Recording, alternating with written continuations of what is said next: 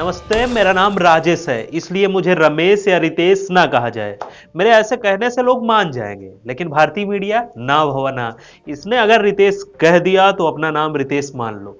10 जनवरी को एक हवा उड़ी। हवा ये कि पाकिस्तान ने कबूल कर लिया कि सर्जिकल स्ट्राइक में उसके 300 लोग मारे गए। ये खबर जैसे ही सीमा पार करके भारत में पहुंची, देश के धीर वीर गंभीर मीडिया ने लपक लिया।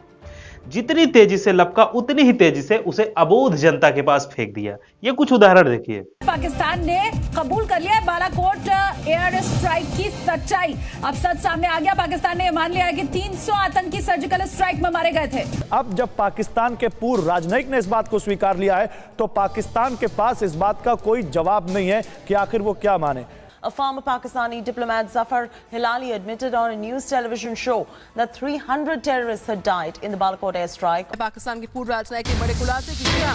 बालाकोट एयरस्ट्राइक में 300 आतंकवादी मारे गए थे। पूर्व राजनयिक आगा हिलाली, जिन्होंने पाकिस्तान की कलई को खोल डाला है। एयर स्ट्राइक कबूलने की बात जैसे ही सामने आई, भाजपा समर्थकों की तो निकल पड़ी मोदी मोदी मोदी। ये सब चल ही रहा था कि कुछ फैक्ट चेकर्स ने जश्न मना रहे लोगों को जैसे पीछे से धप्पा मार दिया हो, एक झटके में सारी हवा फुस हो गई हो। दरअसल हुआ यह था कि समाचार एजेंसी ANI ने एक आर्टिकल लिखा जिसमें उन्होंने दावा किया पूर्व पाकिस्तानी राजनयिक जफर हिलाली ने 2019 बालाकोट एयर स्ट्राइक में 300 लोगों के मौत की बात स्वीकार किया। ANI ने इस खबर के साथ एक वीडियो क्लिप लगाई थी जिसमें फुटेज के साथ छेड़छाड़ की गई।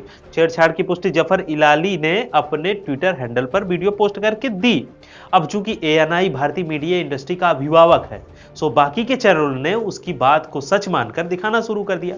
TRP फ्रॉड करके नंबर 1 बना रिपब्लिक भारत, और बलात्कार की खबरों का स्वयं ही पोस्टमार्टम कर देने वाला दैनिक जागरण नाम में ही कंफ्यूज हो गए। पाकिस्तानी मीडिया में जफर हिलाली नाम चल रहा था, लेकिन इन दोनों चैनलों ने आगा हिलाली बता दिया।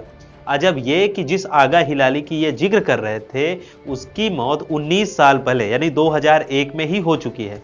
बताइए भला क्या ही कहा जाए। सवाल यह है कि जफर हिलाली ने कहा क्या था, सुनिए। दरअसल भारत द्वारा इजाद किए गए सर्जिकल स्ट्राइक व एयर स्ट्राइक को लेकर उन्होंने कहा ऐसे शब्दों का इस्तेमाल नहीं होना चाहिए। भारत का मकसद था कि एक मदरसा जहां आपके अनुसार 300 बच्चे पढ़ रहे थे, उधर आकर स्ट्राइक करना था। इसका मतलब आपने 300 लोगों को मारने का इरादा रखा था, वो थे ही नहीं, वो गलत था, वो हुआ नहीं, तो इसलिए आपने एक फुटबॉल फील्ड में जाकर बम फेंक दिया। यह बयान आने के बाद कुछ चैनलों का जमीर जागा, उन्होंने भूल सुधार लिखकर अपनी सफाई दे दी। आखिर जिन्हें माफी की आदत ही हो गई हो, उनसे कौन सा भारत पूछ रहा है भला। ये तो है भारत की मीडिया, ऐसे ही थोड़े दुनिया के 142वें नंबर पर पहुंची है। भारत में आदमी भूखा मर जाए इन्हें खबर नहीं होगी, लेकिन पाकिस्तान में अंडा 1 रुपया भी बढ़ जाए इनको लगता है पाकिस्तानी भूखे मर जाएंगे।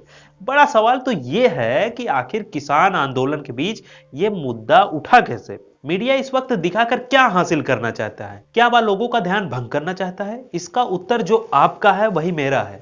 विश्व नेता ने आदेश दिया था कि उनकी इमेज में कोई असर नहीं पड़ना चाहिए, सो ये लोग लगे हैं। घातक फिल्म का सनी देओल का एक डायलॉग याद होगा, नहीं याद है तो सुनिए। तू चाहता है कि मैं तेरे यहाँ कुत्ता बनकर रहूं? तू कहे तो भौंकूं, तू कहे तो काटूं। असल में मीडिया को सनी देओल बनना था, लेकिन नहीं, वो तो कुछ और बन बैठी है। आज के लिए बस इतना ही। चैनल जरूर सब्सक्राइब करिए, फेसबुक पेज लाइक करिए, और हाँ, वीडियो का लिंक अपने दोस्तों में जरूर भेजिए। धन्यवाद।